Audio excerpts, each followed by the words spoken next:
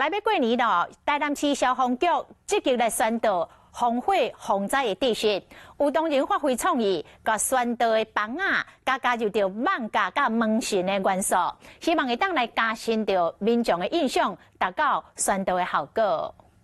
高做门神、有网架彩绘棒，这些创意拢是来自消防员，将台湾的门神文化加入宣导看板，利用创意加深民众的防灾印象。以前有人会做一些像卡通人物造型的变形金刚什么的门神，我觉得那我们消防是不是也来玩一下这样？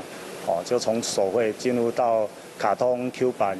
这些，然后结合鲜艳的颜色做创作。消防局第二大队结合今年宣导看板的主题，只要民众甲门神翕相团起名册，都会当参加抽奖。举办了一个活动，就是跟我们的人形看板，或是跟我们的门神春联合照，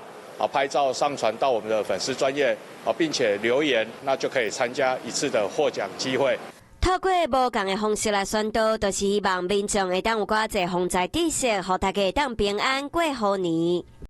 Hello， 大家好，我是乃瑜，要教给大家2个任务。第一个，华视新闻的脸书专页，你按赞了吗？还有华视新闻的 YouTube 频道，赶紧订阅起来，还要记得按赞，开启小铃铛哦。